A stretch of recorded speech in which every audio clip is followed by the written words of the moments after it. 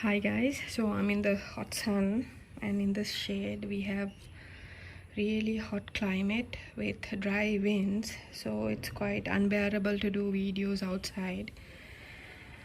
But I thought I should cover you the portion on my organic fertilizer recipe. The main credit for all these organic fertilizer recipes that I use or I have combined and use goes to Lenilda Flores of Brazil. She has her own YouTube channel with the name Lenilda Flores. So thank you, Lenilda.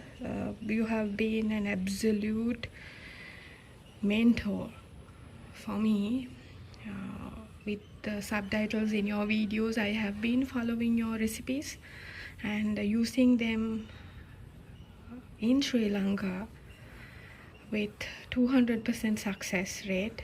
So I thought for my subscribers I should show it by giving you all the credit, right? So everyone, please check out her channel because she has some wonderful stuff to say about growing orchids, and her orchids are humongous, especially the phalaenopsis. They are so beautiful and big and luscious.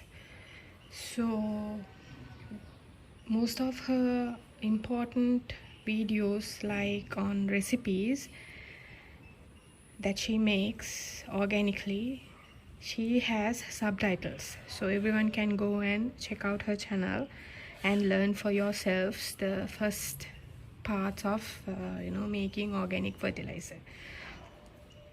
So here today I have got some potato peels because we do not use potatoes much, and these avocado pits I have been keeping, and this is the normal pit and this is the shelled one. The pit also can be shelled. From here this part comes off, the dark brown part comes off when it dries off, right? So in my bottle, right, which I have lightly screwed, right, see, if you heard that, that was the gas exchange, right? So this has been tightly screwed, which should not be. You have to leave this slightly loose for the gas exchange, as well as the top correctly on the bottle, so mosquitoes and other parasites don't, like, it's not parasites, it's just so the mosquitoes do not get in, because it would be a whole other problem if mosquitoes get to lay eggs inside these bottles, right? That's why I am using a Coke bottle. This is a 2-liter Coca-Cola bottle I'm using. You can use anything which you can screw, but make sure that you do not use a jug or anything like that with a top, because I have used a jug. I've failed. The fertilizer did fine, but from the nozzle, mosquitoes were getting in no matter how much I tighten it from around. So this top of any container you use should not be wider. That's the bottom line, right? And coming back to the contents, if you can see, this already has the leftover coffee grounds from my coffee cup each morning, right? And I have rice water as well as crushed eggshells. Those are the only 3 components right now. I need to add potato peels and this crushed. So in the original recipes of Lenilda, she has different recipes when it comes to the pit and this, right? So I kind of use everything together because that's easy for me, and you might as well go and check the nutrient components of eggshells the avocado pit, the rice water, potato peels, the banana or plantain peels, all those stuff. And in my previous video I have mentioned a simple recipe on organic fertilizer too. You can refer to that and make that also. So for this recipe, because this is a combination of 2-3 recipes together, I will also be adding saffron and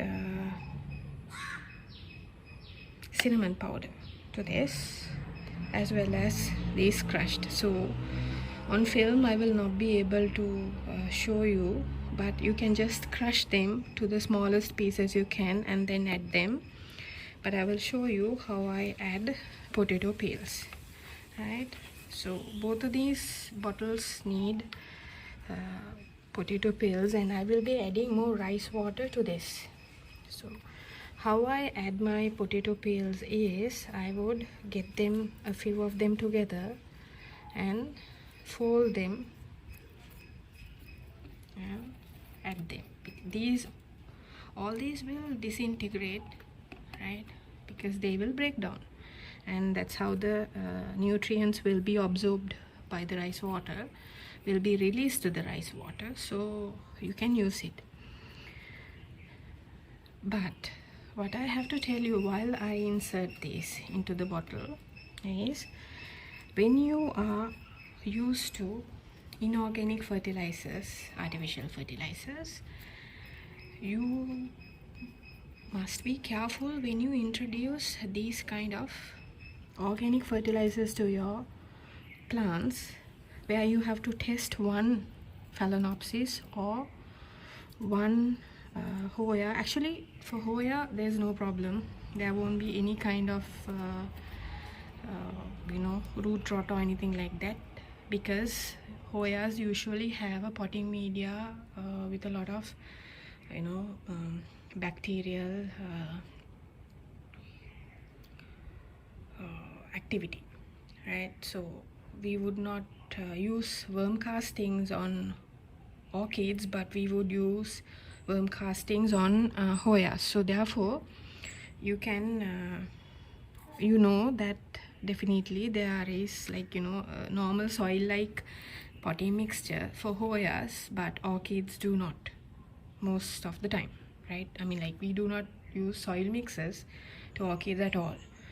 So therefore testing one orchid would do, and for vandas you can straight away go and spray it, because vandas are hanging on hanging, so the roots are exposed to the air. But if they are in a semi-hydro setup, you have to first check one. So but for Hoyas there's no problem, right? And so that's kind of it, enough for this bottle. I will add more to the other, right? The same way I have added the crushed egg shells, because all that will break down and release their nutrients. So for Hoyas I have had zero problems spraying the organic fertilizer, and they thrive, right? Now these current ingredients will give you a nourished plant, right? When you spray them, if you add plantain or banana peels, you will get flowers, right? So the gas exchange is important, and after the gas exchange you don't have to worry, it's ready after 2 weeks. And normally I use my organic fertilizer within a month, so this bottle will be used within a month or less, right? That is after 2 weeks, counting from 2 weeks onwards. So and my phalaenopsis went through a tiny root rot, but that can be because those are imported and was kept in the has been in the sphagnum moss for too long, and normally a change of weather will definitely make some changes in the plant. But this fertilizer regains that health like magic, right? That I have to really confirm to you, because I will show you my orchids, my phalaenopsis, in the next frame. They are thriving, right? So, and I have already changed their place also. I have put them to the topmost rack to get direct sunlight, because we have been having darker days but very dry winds, as well as now again it's very sunny with the same dry winds. So there's no rain now, right? So I've been watering my plants each day, every day in the morning, and let it dry off. And I've been at the same time emptying the decorative or the cover pots of the remaining water also, because we have a scare of dengue currently. So therefore we are being careful not to leave any water lying anywhere, right? So when you are making these kind of fertilizers, you must be very responsible too. That's the point of it. This should be always tied, and you should keep this in a very low light place, not so low in the sense there's nothing to do with sunlight here, but you should keep this in a place where it does not get disturbed, right? Or it will topple over, because all your effort will go into waste if this falls and some of the parts come out. So I'll just screw this, because I need to lift it and show you. Can you see? So when you are using this after 2 weeks, you can shake this and then strain it onto another cup and then add it onto your sprayer, or just strain it onto another bottle and keep diluting. So you can use a cup of this organic fertilizer with 1 liter of water or more, it doesn't matter. It's the next day, guys. I couldn't finish my video yesterday, and the avocado pits are deshelled and crushed. I will add them equally to these bottles, and you can see there's a frothing going on. Okay, that's fine as long as the top is lightly on the bottle.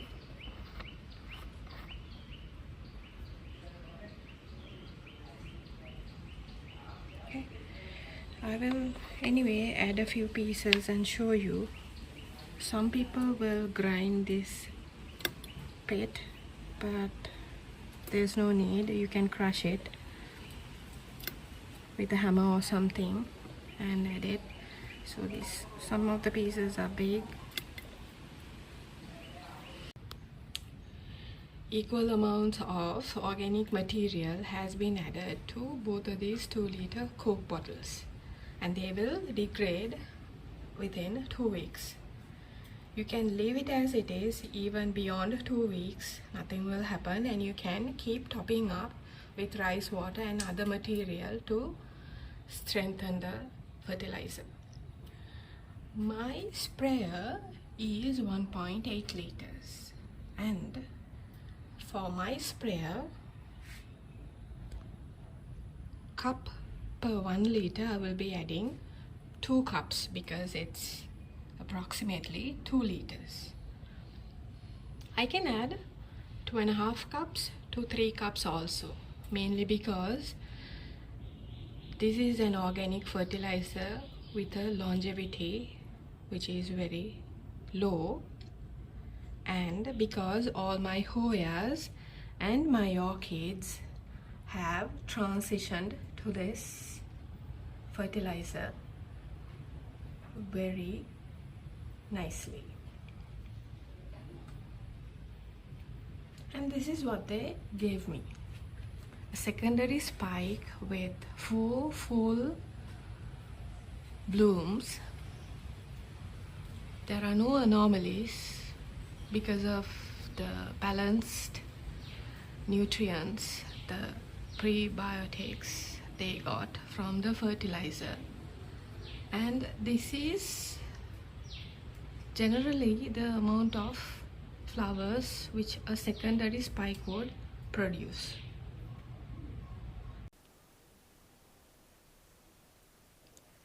A disclaimer first: these are my experiences and my experiments, so therefore I need you all to clearly understand what I have done here before subjecting any of your plants to any of my growing methods or fertilizing methods without the full knowledge of growing orchids, and especially Phalaenopsis. So for 4 to 5 months now, I have subjected my Phalaenopsis to organic fertilizer, and in my previous videos I have told you that some of them went through a small setback. However, they have recovered fine, and this is the proof of it. Okay, now that I've showed you how exactly I combine various things and make an organic fertilizer, you can see I have used them, and all the top leaves are quite huge than the previous ones. So you can see a clear advancement on their growth habits. And all my Phalaenopsis are either in ceramic or clay pots with the biggest pots with trays underneath to hold a bit of water for extra moisture retention. Mind you, all this water will be dried up within a day, and when I hose it up all over the top shelf, I would not know if these trays are getting filled up because I am way down and this shelf is 6 feet above me. So there is bird's nest fern to combat the dry top layer, and my media is lava rock and charcoal. I have some in a semi-hydro setup, a total semi-hydro setup. These are my old canisters, and you can see, and the same setup, just normal. There's no water retention underneath or at the bottom of this canister. So therefore you can see there are several methods, several potting media, several pots, types of pots I've used. But however, because of the way I was flushing and the way I was fertilizing, these are doing very well now. The next step is for them to bloom, but I'm not gonna coax them into blooming, right? I first need my plant to grow very healthily, and it can decide when it will bloom. So most of these Phalaenopsis, all of these Phalaenopsis are hybrids, right? And some are mini, right? You guys know I buy my orchids straight from the importer. However, I would buy some like this from a seller who has bought from the importer and has been keeping it in the same sphagnum moss for years on end. So even the Phalaenopsis like this, which went through a severe setback because of the cleaning up of the media and totally changing into a new setup and new media, still they recovered.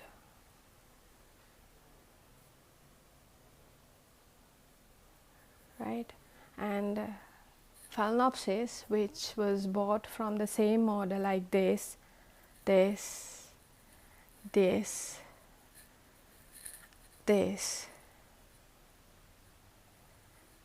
right? But however, from like they are doing well, but the same order had this and this one, which went through a severe root rot, right? So as you can see, different plants can react differently to one setup, right? And this is also a small plant of Sogo-Euclidean. This is also Sogo-Euclidean, and this I got with the same order of this. There was one more plant which died, right? So what I want to tell you is, if you want to try these setups, you must first test one or two plants on this setup as well as the organic fertilizer. But rest assured, with organic fertilizer, they are going to recover. Even if they go through a setback, they are going to recover like no other, right? And this is the sunlight, the strip of sunlight they would be getting. This is direct sunlight, and this is how I chose to leave them be. And you can see that there is no sunburns, right? Even if they get a little lighter in yellow, that is the start of a sunburn also, as well as can be mistaken for a magnesium deficiency or a nitrogen deficiency. They can recover fine with the organic fertilizer, because the organic fertilizers are full of nutrients. You can see a slight lighting of green there. It was almost yellow, right? But it recovered fine. Okay.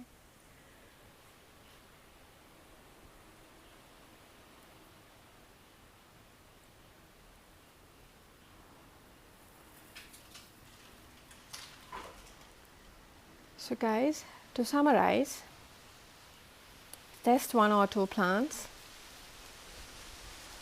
Go with a light dilution at first. Keep flushing your plants and learn your plant's needs according to your weather conditions at your house, so you can provide the optimum care for the ones that you've purchased and you are hoping on growing and thriving.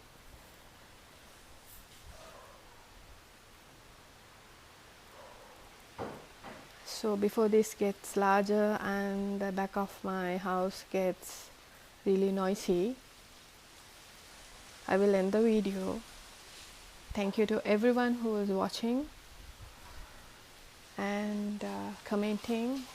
I hope you will learn something from this and try something new. Have a great day. Bye.